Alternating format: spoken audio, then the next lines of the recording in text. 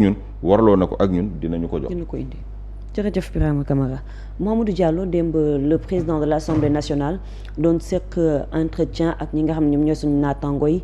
d'abord Mamadou Diallo yow démb ban Ousmane Sonko nga gis. waaw démb gis naa benn Ousmane Sonko boo xam ne dafay dugg dans la continuité de Ousmane Sonko bi ñu doon dégg yëpp temps yi. mais bu nekkee temps yëpp bu nga ko doon dégg si wàllum politique da nga ko doon dégg en tant que président du parti Pastef mais da ngay sentir que même tempo bi même tempérament bi. même xar kanam bi moom la nekk di wane depuis un certain temps donc mu nekkoon benn exercice de clarification bu am solo boo xam ne nii si dal si tey waaye tamit document à l'appui le président de l'Assemblée nationale ñëw na indi ses arguments teg ko sur la table et loolu je pense que c'est extrêmement important tey tamit sur la forme aussi ma rafetlu liggéey bi parce que man jàppoon naa ne sax bee paas sax presse nationale bi la waroon jox la primeur ba sax ma xawoon ñaawlu loolu donc tey jii bu ñëwee wax dëgg yàlla jàkkaarloog ñeenti journaliste yu Sénégal yu xarañ macha allah. donc je pense que loolu tamit exercice bu ñu war a saluer bu ñu war a saluer aussi par rapport au contexte parce que contexte dafa am solo te président assemblée nationale du am occasion wu comme ni mu si waxee nii di si waxee noonu à l'Assemblée nationale parce que assemblée nationale le président de l'Assemblée nationale il organise les débats moom mooy disputer la parole waaye warta nekk koo xam ne da ngay wax. donc li ngay def rek moom mooy jébal kàddu gi ñi nga war a wax gérer li nga xam te ni moom mooy la séance présider ko. donc fii c'est une occasion pour moom mu mën a leeral lu bari et puis débat bi lu si bari aussi dafay delluwaat si moom. toog na depuis un certain temps bi mu waxee woon si mbirum fonds politique yi defe naa bés bi nga xam te ni si lañ tekk ndombal tànkam ba tey ji xuusaas si comme ni mu si xuusee démb te entre temps bëri na ay sorties yu am ñu bëree bëri di wax. naan dafa ñaan rallonge ñii naan def na sax ba def si loo xam ne xam naa ko te duma ko wax. ñeneen tamit di indi ay mbir yoo xam ne nii ay suspicion lay indi par rapport ak li nga xam ne ni moom la yore woon wàllum fonds politique yi donc bu nekkee ne jël na occasion bu mel nii leeral si wàllum fonds politique yi d'abord la base légale parce que au niveau de la primature question bi doon pose est-ce que premier ministre am na si droit wala amul si droit moom la njëkk doon wala keneen la njëkk doon donc débat bu amoon na donc nous on avait besoin de base légale d'abord. te man wax dëgg yàlla décret bi gis ko mais man ce programme là yàgg naa kaa dégg quand même ce programme logé à la primature et entré à la paix en Casamance man yàgg naa koo dégg quoi. mais bu nekkee le décret en question je l'ai jamais vu démb bi mu ko waxee tamit jëm naa koo koccal jëm koo xool si net bi et tout bon mais gisuma ko mais xam nga dafa am ay décret yoo xam ne yenn saay dafay am. mais décret la yoo xam ne nii du doon comme nit ñi yaakaar noonu la nga koy siwale ba jëm ba si jom accessible du accessible noonu damay joxe misaal rek décret bi nga xam te nii moom moo concerné woon les anciens présidents du conseil économique social et environnemental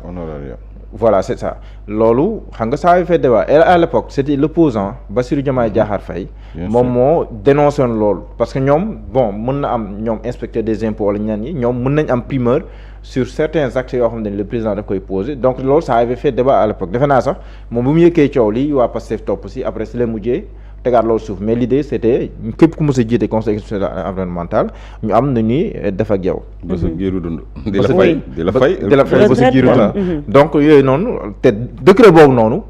ñi ko gisoon rek ñoo ko gisoon mais ce n'était pas à la portée am woon portée publique boo xam ne nii wala ñu teg ko foo xam ne nii publicité boo xam ne nii boo duggee journal officiel rek mën koo gis tapé wala en 2 clics nga mën koo gis donc pour dire que loolu am na mais lii Bira wax tegg ko dafay jafe mooy par exemple le président de l'Assemblée nationale ñëw na wax na indi na ay dalil comme ni nga ko mën a waxee wala boog indi na daal ay këyit wax décret wax ay montant maa ngi gis baabu di calculer rek xam naa montant yi la nekk di calculer nii wax na que 2012 defe naa ban année la commencé sax nekkul 2012 la tàmbale 2012 ba 2024 ba 2026 sax mu indi chaque année ba sax année yi nga xam te ni amuñu premier ministre loolu baabu peut-être dina si ñëw donc voilà léegi après loolu naa ko bàyyi ma bàyyi ko Aly Ngouille Ndiaye ak Mimi Touré li ñu wax fu ñu koy teg léegi aspect boobu bàyyi ma bàyyi ko Babacar Kébé comme moom gis naa ko muy calculer def ay di calculer avec beaucoup de chiffres mais pour dire que xam nga ku mel noonu bu ñuy wax loolu indi décret parce que lu si bëree bëri aussi décret da nga koy tuddee nangam mais day am ay rubrique léegi si biir rubrique yooyu daf si am loo xam ne nii fa la ñuy jaarale di def loo xam ne nii lu am solo la maanaam di si def loo xam ne nii daanaka boo xool intitulé bi rek sax lay nax mais day am ay yeneen rubrique xam nga finance publique boo ko maîtriser wul mën nga sa mémoriser affaire yi mais boo ko maîtriser wul ñu nax la si dafay yomb parce que am na si ay rubrique yoo xam ne mën nañ ko tuddee nenn nga yaakaar ne lii la boo ko déggee noonu alors que leneen la ëmb yenn saa yi mu am ay rattachement si ay comptes yoo xam boo ko jëlee si compte finance compte maanaam comptabilité de l'État ak yeneen maanaam daal c'est un peu technique mais li am solo mooy ñun lu ñuy retenir ñun les profanes mooy moom ñëw na indi na ay kayit wax na décret te il n'est plus dans l'administration enfin il n'est plus dans l'exécutif laa bëggoon il est dans l'administration parce que Assemblée nationale administration mais il n'est plus dans l'exécutif donc ku mel nii bu génnee défier mais bu nekkee ne il y a parce que fu mu toll nii maanaam weddi ko si la gën a yomb bu nekkee li mu wax amul. parce qu'il n'est plus premier ministre te les données sont toujours là-bas. Oui. il n'est plus la tutelle du ministre des finances. te ministre des finances bu fi nekkoon moo fi nekk ba tey. moo président de la République jubawutuñu si wàllum politique. kon bu nekkee ne wax na ne bu nekkee nit indi na ay firnde yu wane ko par rapport à sa déclaration patrimoine ak yooyu. yu wane ko moom lu mu wax demeewul noonu. ma bàyyi politique kon la meilleure façon kon de le combattre mooy kay nga jënd ay firnde yu wër yu wane ko kat. waa ji am na nangam am na nangam am na nangam feet nag mënoo prouver que waa ji am na nangam bon li nga mën rek mooy jàpp li muy wax parce que man aussi mënu ma toog fii ne la kër bi Ziguinchor moom moo ko moom parce que boolee ko si te aw ma preuve ne moom moo ko moom man xam nga jàppoon naa ne këram bi Ziguinchor moom moo ko moom mais je n'en ai pas la preuve bu ko si boolewul man su ma amul preuve ne moom moo ko moom mënu ma toog fii ne moom moo ko moom donc c'était juste un exemple en pensant mais li ma jàpp daal mooy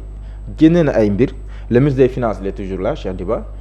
te ma jàpp ne docteur Abdourahmane Diouf ministre de l'environnement ex-ministre de l'environnement actuel ministre du pétrole et des énergies bu demee ba xam ne Ousmane Sonko dem na ba am sax mu sàkk ñu dollil ko bu demee ba xam ko jàpp naa ne sama jàngat xamu ko en tant que ministre du pétrole et des énergies xamu ko en tant que ex-ministre de l'environnement parce que jàpp naa ne amul accès si données yooyu man boo ma laajoon ban ministre moo mën a am accès si données yooyu benn ministre mooy njëkk xalaat moom mooy naturellement le ministre des finances parce que kooku noonu moom moo yor gafaga réew mi moom mooy séddale kon kooku war na si mais je ne pense pas que si biir gouvernement que le ministre de l'énergie mën a am accès si données wàllum fonds politique jàpp ma ko mën am nag je peux me tromper mais jàpp ma loolu jàpp ma ne tous les ministres du gouvernement dina nekk au même niveau d'information par rapport au fonds politique jàpp ma loolu man bu nekkee ne mën ne ma laaj benn ministre boo xam ne dans le gouvernement moo si gën a yaay pour xam ko man damay naan le ministre des finances du budget ce ministre là il est toujours là te le président de l'Assemblée nationale aussi démb tudd na ko tuddaat ko le président de l'Assemblée parce que wax na si jamonoy Amadou Ba bi ñu wooyu le DAGE de Amadou Ba di ko laaj ci mbir mi daf leen laaj leen seen actuel ministre des finances mu cité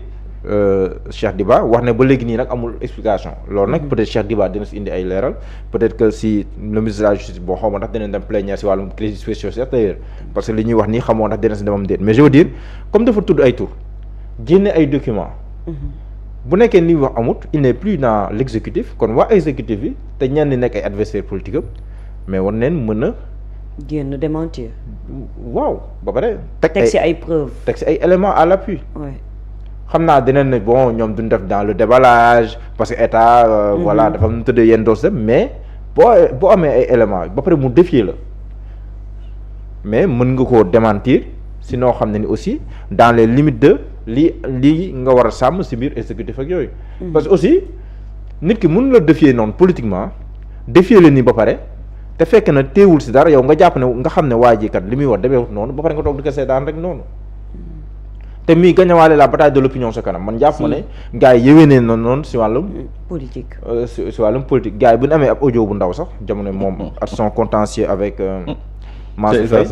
voilà Cheikh Issa Sall audio boobu noonu génne woon nañ ko parce que bi kii ne bu ne prime ma jénnee après kenn ko jénneel mu jénne audio bi donc ku jénne comme ab audio jénnee ko te jamono ji la adversité bi gën a tar mais jàpp naa ne boo amee yeneen mbir même boo jénnewul ay documents yoo xam ne c'est estampillé confidentiel mais di nga wax comme ni nga waxee ne que dafa laaj rallonge mu ñëw leeral rallonge bi la na xam nga danoon na woon rek rallonge boo laajee rallonge nag boo yemee foofu bon xel day xalaat mu nga jàpp ne waaw kon waa ji moom en un an dóor na fi 1 milliard 700 bay laaj dool yi waa kii moom fond bol dim si def mais bi mu génnee wax ne que ONRAC waa ONRAC ñu ngi fi ba tey benn kuréel la bu bànqaasoo si wàllum justice mooy lépp loo xam ne dañ koo saisir si ay nit si wàllum procédure judiciaire bu procédure demee ba jeex muy oto muy kër muy nàngam bu procédure demee ba jeex après dañ koy jaayaat léegi loolu ñoom waa ONRAC ñu ngi fi ministre de la justice actuelle moom moo leen yilif muy maître Moussa Sarr bu nekkee lii laa la mbiram ci les finances ministère des finances Cheikh Diba moom moo fi nekk ba tey te am na sax ñuy naan diggante moo l'expert neexawunu am na ñuy wax loolu donc pour dire que bu nekkee ne daal am na ay faits yu koy démentir nañ ko jénne wala boog ñu wax na si dara wala bu ñu demee plénière à l'Assemblée nationale mais feet loolu amul man mënumaa weddi lii le président de l'Assemblée nationale parce que je n'ai pas les éléments pour démentir ko ñu ko am nag bu ko mënee démentir ñu mën ko démentir ba pare ñeneen aussi xam nga boo xoolee mu défier sur son patrimoine bokk na si ñi si gën a wax mooy Madiambal Diagne xam nga ne moom du may dara Ousmane Sonko moom te yàgg na see wax mais bu défier jàpp naa ne Madiambal Diagne ba amee ay données war na koo mën a génne parce que moom déjà mi ngi en France dara tënku ko parce que même dellu siwaatam si réew mi sax di alerter te dañuy gis mi ngi tweeté donc dara tënku ko il est en sécurité fi mu nekk te jamono ji jàpp naa ne sax kuy ngàññee nañ Ousmane Sonko sax waxuma sax bitim ne mais si réew mi sax nga ëppee sécurité politiquement quoi bu ñu waxantee rek parce que moom sax nee na bàyyi na porter plainte parce que boo porter plainte non seulement du mujj fenn mais du kii donc pour dire que comme yeneen élément yu mën a jénnee nangam parce que man wax naa ko kër mbis sax dama jàpp ne moo ko moom mais comme boolew ko si damay jàpp ne boolew ko si kon moomu ko ba su ma amoon firnde ne moo ko moom dinaa ne moo ko moom mais comme amul firnde damay jàpp ne moomu ko donc keneen ko am beneen firnde ne moom nangam mais nga mën koo jénne mais man beneen aspect bi comme Bira ñëw na si lii si lu yaatu mooy l'aspect politique su may déglu le président de l'Assemblée nationale damay jàpp ne sax parce que buy décrypter wax bi président Diomaye wax si bi muy lancé son parti wax na que mbir yi du ay foule te effectivement le président du parti Kira wax na ko nee na mbir mi c'est pas les foules du foule yeeg yooyu dem sax ba ne man du ma leen jaay carte waaye ay dinaa leen defal promesse loolu moom mu déggee ko si ne lu muy junj mooy mbir mi kon institution yi la léegi nag foofu Ousmane Sonko amul intérêt à ce que président Bassirou Diomaye Faye jàkkaarloog moom si beneen terrain bu dul terrain politique oui d'autant que plus que instant yi nii moom mi ngi si benn position wax ne nii mu ngay jaay ay cartam mu ngay def ay tournées ba pare sécuriser na sa candidature en 2029 juridiquement donc amul ko intérêt à ce que beneen confrontation am si beneen terrain bu dul le terrain politique moo tax su may analyser damay naan kon parti politique bi président Diomaye créé sax dafa arrangé Ousmane Sonko ndaxte loolu au moins président Diomaye bu amee son parti politique dina jéem am un appareil politique bi muy jàkkaarloo Ousmane Sonko sur le terrain politique loolu c'est l'hypothèse la plus vertueuse l'hypothèse la plus heureuse mooy boobu parce que bu nekkee ne président sur le plan institutionnel oui. Parce que tant que président mi ngi samp parti am ni moo tax dem boo dégg si mu naan sama problème président Diomaye du politique bu ko neex mu créer 50 000 partis parce que président Diomaye fépp mi ngi créer parti kon ça veut dire que mi ngi jéem a ut ay jumtukaay si wàllum politique bu muy jàmbaale Ousmane Sonko loolu c'est l'hypothèse wala boog c'est l'approche la plus heureuse mais mu demoon ba président Diomaye amul appareil politique amul dara lan moo ko des donc benn gànnaay donc moo ko gis entre guillemets mooy les institutions te loolu buñ si àggee non seulement le président Diomaye dina sonn le président de l'Assemblée nationale Ousmane Sonko dina sonn waaye au-delà de ñoom ñaar ki si gën a sonn c'est le peuple mooy askanu Sénégal ndaxte kat fu mu toll ni réew mi li ñuy dund nii rek wax dëgg yàlla jamono ji li ñuy dund contexte économique contexte social bi ak li ñuy daj yëpp yooyu mais boo si yokkee ay mbiicoo ak i mbaaloo mais fan leen jëm moo tax ki si gën a loru mooy Sénégal moo tax ñëpp am intérêt si le combat nekk un combat politique même bu nekkee un combat institutionnel comme entre l'Assemblée nationale et l'exécutif mu nekk si ku nekk li la yoon may comme ni muy demee nii xam nga baatu crise institutionnelle de moins en moins yaa ngi koy dégg léegi au départ da nga ko doon dégg crise institutionnelle mais depuis que mu am lu am conseil constitutionnel am lu mu dogal ñëpp dépose depuis lors boo xoolee baatu crise institutionnelle néew na loolu nga koy dégg parce que xam ne quel que soit lu Assemblée nationale def quel que soit lu exécutif def après bu conseil constitutionnel dogalee dañ siy tënku mais léegi bataille bi da ngay xool dafa am glissement parce que bataille léegi xamante ne nekkatul une bataille juridique wala juridictionnelle xam ne léegi la bataille c'est devant l'opinion moo tax man du ma bett Al Amine Lo wax nañ ko ay journaux bi mais du ma bett mu def recours parce que recours da ngay koj pour bañ ñu àgg fenn parce que am na fa bu ñu fa àggee la bataille de l'opinion da nga koy perdre même bu nekkee da ngay gagner devant le conseil constitutionnel parce que léegi fu mu toll nii il suffit tout simplement d'invoquer le vote bloqué pour que l'exécutif mën a am ndam juridiquement parce que conseil constitutionnel en l'espace de 2 mois jàpp ma ne mën naa weddi boppam mais lan moo tax kon ñuy anticiper pour ñu bañ a àgg foofu ça veut dire que la bataille de l'opinion mi ngi kii mais maa ngi doon wax ne que booy déglu le président de l'Assemblée nationale buy wax da ngay sentir ne bëggul radicaliser le président Diomaye. effectivement. même boo xoolee tëjul buntu tëj palanteer. il est plus dans l'apaisement. Basi biy wax ne que li ma mujjee président Diomaye mooy at nu mu mënti demee man du ma la mës a yéene lu bon te lépp loo ma laaj sama xalaat dinaa la si jox sama xalaat xam nga loolu c'est une façon ba léegi nii bañ a tëj bunt bañ a tëj palanteer bañ koo radicaliser mais woo ko sur le terrain politique ne ko bu la neexee nañ jàmbaarloo fii waaye si beneen terrain bi sax jàmm laa woote gisoo mi ngi naan ku leen man ku ma tooñ sax baal naa la jàmm laa woote et tout donc loolu c'est pour bañ a jox président li mu mën a sukkandiku pour xeex bi ñu yóbbu ko si beneen anam bu dul wàllum politique. mais ci étape boobu ci même période boobu. ñi nekk président de la république. oui liñ koy xirtal. mooy na jël lépp lu ko yoon jox. wala lépp lu mu am ci moyen ci état. dal ci kaw Ousmane Sonko. na ko ñeneen ñi defee woon. waaw boo xoolee discours yi ñu ànd ak président yëpp mooy yaay le président yaa am justice yaa jiitali dégg mais écoute Khalifa Sall lorsqu'il dit que ku xamul président pouvoir bi mu am rek moo koy ñeme vous vous rendez compte ku xamul président pouvoir bi mu am rek moo koy ñeme yow président avant muy doon président xanaa nekkul woon citoyen ordinaire président pouvoir bi mu am moo koy ñeme président moo war a ragal peuple am wala peuple bi ñoo war a ragal président bi nga xamante ni ñun ñoo ko fal maanaam dañoo fal ñun suñu benn xar dañoo waaw président peuple bi lay ragal waaw dañoo far et non le contraire xar mi dugg yéeg au palais doon gaynde war a wëlbati ko suñu kaw mais loolu dafa mën a nekk donc perception état dafa am ñoo xamante ni liñ ci am mooy jamonoy colon yi ba léegi maanaam ñun ay dag lañu daal ñun ay dag lañu ñun buur la ñu am ñun ñooy ay sujet am na lu ko neex daal def ci ñun moo tax ñuy gëmloo président que ni yow yaay président yaa am lii yaa am la maanaam les moyens étatiques c'est pas pour faire plaisir au peuple c'est pas pour alléger la souffrance de ta population ou de ton peuple mais c'est pour pouvoir les dominer c'est pour pouvoir les mater vous comprenez ñoom ba léegi idée boobu la ñu am moo tax man la ñaari époque yi du benn le président de la République il a été élu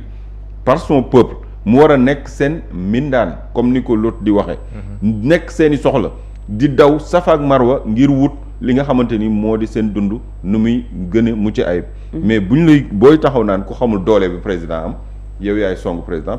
kan moo am intérêt songu président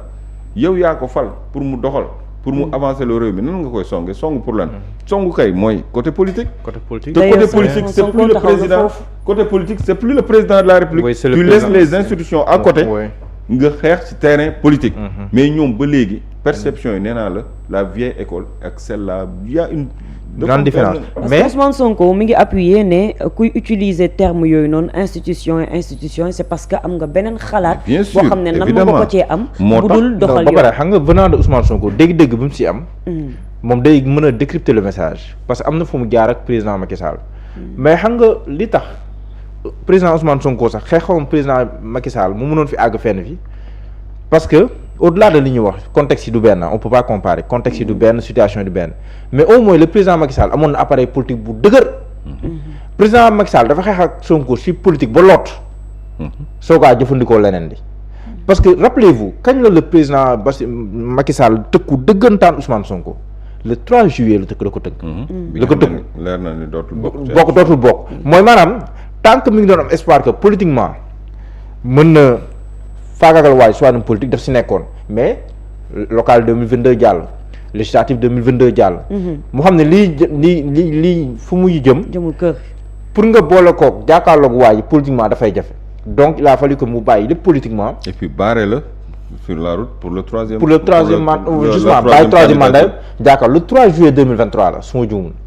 donc foofu noonu kii amoon appareil politique bu dëgër mais malgré tout bi mu demee ba lot si wàllum politique après si leen xaabaabal ba àggal si benn niveau boo xam ne nii mi ngi noonu donc léegi loolu dafay wuteeg bu président Diomaye mi ngi tabax appareil politique amagul appareil politique comme mi ngi tabax appareil politique kon fu mu toll nii boo leen songoowee xeex premier ngànnaayam du doon politique parce que appareil politique am noppeegul d'ailleurs sama ngi dégg ndeysaan suñu xarit docteur Ndéné Mbodj mu koy wax mi ngi naan fu mu toll mënaguloo dem élection parce que ñi jaay carte ñu ngay jaay carte ñu ngi nangam dañ bàyyi gars yi jaay ba pare donc président Diomaye fu mu toll nii appareil politique am pareegul kon mënagul nekk ngànnaay bu dëgër pour moom si wàllum politique kon boo ko songee xeex lenn la fi am muy institution yi or foofu la Khalifa Sall peut-être di waxee bu président Diomaye sukkandikoo ci institution yi nga xam te moom la téye mais attention boobu wax naa ne dafay jéggi ñoom ñaar réew mi def ci loolu président moo amul intérêt di jëfandikoo ay institution yi aussi tabaxuñ leen pour ñu leen jëfandikoo ñu ñëw di ku ñëw nekk président de la République di leen jëfandikoo pour dal ci kaw waaw loolu c'est vrai que am na lu armée bi dañu am une armée républicaine noonu la police bi waree nekk une police républicaine loolu c'est vrai gendarmerie non loolu pareil c'est vrai l'administration te on en a tiré des leçons pareil te jàpp naa ne on en a tiré des leçons jàpp naa ne surtout la justice aussi pareil justement man jàpp naa ne li amoon avant 2024 du amaatee noonu non parce que les uns et les autres tiré nañ ci ay leçons mais de toute façon man damay sóoraale président buy radicaliser wu wala bu ñuy radicaliser wala président bu ñuy s'assimiler ba nga xam te ne dootul amati choix man loolu dama ko digal kenn maanaam nga topp président ba mu sës ba nga xam ne nii amatul beneen pexe bu dul jàkkaarloo yow ci doole yi ko institution jox man je pense que tant que ñu ngi mën a éviter loolu nañ ko éviter moo tax Ousmane Sonko jàpp naa ci discours am muy éviter loolu ba pare beneen bi boo jekkoo ci wàllum politique loolu laa jàpp mais amoo intérêt ci di xeex ci leneen est-ce que comprendre nga maanaam politiquement boo amee ascendant. waaw amoo intérêt arrangé moo ñu dem ci moo tax son discours là moo tax son discours jamono ji muy tenir du arrangé ñiy bëgg président di dal ci kaw Ousmane Sonko institutionnellement parce que nit ki balaa ngaa dal ci moom il faut mu am il n'y a pas de fumée sans feu comprendre nga nit ki balaa ngaa mën a dal ci moom jël institution il faudrait que au moins mu am lu xew mu woote gatsa wala mu waxee noo xam dafay mel ni dafay défier toute la République comme ni nga ko doon waxee mais discours yooyu déggatoo ko le discours contraire moo ngay dégg léegi kon pour nga song ko dafay jafe parce que may la cong bi dala ne kaay sur le terrain politique ñu jëflante te sur le terrain politique nag leen war a jëflante bu ñu jëflante si leneen lu dul noonu pour le président mun koo def il faudrait que mu dugg dans la provocation entre guillemets te le président provocation bi muy bu su naree dugg loolu jàpp naa ne provocation opposant la jig waaye jigul ku nekk si nguur la plupart du temps xoolal rek provocation opposant la jig yenn saa yi opposant mooy def provocation nguur gi réagir mais bu nekkee contraire bi rek déjà dafay révéler benn faiblesse ci wàllum politique ñaareel bi c'est un pari risqué pour que le pouvoir mais ça l'est encore plus pour le peuple tey jii ni ñu gis ni Ousmane Sonko bi muy wax le président de l'Assemblée nationale dafa indi ay këyit joxe ay chiffres aussi joxe ay références par rapport ak yi nga xam ne ñu ngi ko koy wax Aliou Ba am na li ma la envoyé ñu gis ni am na beneen réaction bu ci am Cheikh Ba mu jógee ci Cheikh Bara Ndiaye moom li mu daal di xamle rek ci postam moom mooy apprenez à débattre avec les arguments que de fomenter des inepties la politique sonkoyenne est basée sur du jubal jubbanti nous vous appelons dans ce terrain de la compétence et de sincérité d'action faites désormais de la politique autrement Sonko taal na xel yi tey jii mu mel ni rek dafay woote ci li nga xam ne rek moom moo di ay arguments yu dëgër ak ay preuves yu nga xam ne war nañ ko mën a teg donc bu ñu sukkandikoo ci Cheikh Bara Ndiaye dafay mel ni rek maanaam ñi nga xam ne ñu ngi teg beneen thèse bu contraire à ce que Ousmane Sonko li mu teg amuñu fu ñu ko teg fu dëgër foo xam ne mën nañ ko layalee. waaw xam nga bu su ma sukkandiku si poste bi nga lire sànq muy poste honorable député Cheikh Bara Ndiaye dafay ñëw rek dëggal li ma doon wax sànq fu mu toll nii la stratégie du président du parti Pastef il est conscient que fu mu toll nii politiquement am na avance boo xam ne nii am na ko donc amul intérêt à ce que mbir mi demee neneen lu dul si wàllum politique tey tamit intérêt politique gu lii Cheikh Bara Ndiaye wax pour le président Ousmane Sonko mooy c'est lui qui va assurer le lead maanaam moom mooy donner le tempo xoolal fonds politique yi par exemple coowal fonds politique moom moo ko yëkki bi mu ko yëkkee il y a eu des commentaires mais dem bi mu génnaatee aussi am na yenn commentaires yu doon am yoo xam ne ni ça a sorti mais daf ko battre en brèche bu ñu waxantee rek donc il donne encore le temps pour beneen niveau mooy bu ko neexoon tey wala suba mu créer beneen sujet boo xam ne ni après moom mooy assurer le lead aussi ñan lay toll donc loolu ça permet au Pastef et à son président d'être au cœur du débat public ba nga xam ne moom mooy assurer ba da ngay yaakaar ne c'est la première force politique du pays donc loolu boo ko taalee dans l'opinion taal ko na si xel yi ba pare gars yi jàpp loolu bu baax a baax daf lay assurer benn ascendance boo xam ne da nga koy am si yeneen parti politique ak si yeneen formation politique yi donc bu nekkee ne aussi jàpp nga ne boo identifier sa adversaire bi nga xam te ni mooy sa adversaire immédiat peut-être fenn rek fi mu la mën a jaar mooy au-delà de l'aspect politique mooy indi fi loo xam ne nii ay mbiicoog mbaaloo dina am ñoom bu nekk parce que boo leen di lire da ngay jàpp ne ñoom da nga si jàngal ne ñoom danoo jàpp ne fu mu toll nii seen adversaire yi ñu jaakaar lool benn prox ndol donc moo leen dese mooy indi ay mbiicoo ak i mbaaloo nga xam ne après li siy topp rek moom mooy comme li ñu daan dund ay fitna ak yu demee noonu donc boo tëjee buntu boobu da nga leen indi politiquement da nga leen indi problème léegi nag boo leen wooyee sur le terrain de l'argument sur le terrain du débat mais boo jàngatee fu mu toll du point de vue du débat wax naa la kiiraay dafay doogaa judd kon ñu ngay tabax pareegun kon mënoo ko comparer rek parti boo xam ne nii am na plus de 10 ans am na plus de 10 ans maanaam la comparaison elle ne tient pas même démb bi ñuy wax ak président Ousmane Sonko sax démb di ko limal Khoureyssi Thiam pour man Khoureyssi Thiam n'est pas l'exemple le plus adéquat pour man biir kiiraay kenn moo jugee kiiraay pour man ñu mën ko citer comme koo xam ne ni peut-être mënoon na am benn dayo bi biir Pastef ak yooyu pour man c'est le ministre Yankhoba Diémé parce que au moins lui il était coordonnateur bu Pastef Bignona et pas seulement il était aussi le président du conseil départemental de Bignona kon kooku loo ko mënti waxal aussi am na lu mu téewoon biir Pastef kooku bu demee kooku pour man c'est un exemple qu'on peut citer ba pare ku ñu ràññee la woon ci Pastef waaw ba pare jamono ji sax biir kiiraay aussi ku ñu ràññee la waaw biir kiiraay moom wax dëgg yàlla moom le ministre Yankhoba Diémé ku ñu ràññee mais pour man jàpp naa ne pour man kooku gënoon yell ci exemple bu ñuy tegal le président Ousmane Sonko ba pare dafa nekk ci fiefu wala fenn ci fiefu politique Ousmane Sonko mi à Bignona donc c'est dans la Casamance donc loolu am na sax mais pour man daal lii Cheikh Bara waxee nii pour man c'est une autre façon de décrypter lii le président du parti Pastef wax te mu yàgg ko wax ma jàpp ne fu mu toll nii fa la mbiri toll débat diri leen toll fu mu toll nii xastante beeg tuumaalante bi da nga ko war a dépasser ci wàllum politique argument contre argument ku nekk ñëw teg li nga am et puis après voilà peuple moom mooy choisir bu naree dem ces élections parce que aussi démocratie c'est le peuple peuple moom mooy wax urne yi moom mooy wax. jërëjëf Mouhamadou Diallo Babacar Kébé ñu gis ancien premier ministre et actuel président de l'Assemblée nationale Ousmane Sonko daal di wax ci mbirum fonds politique yi.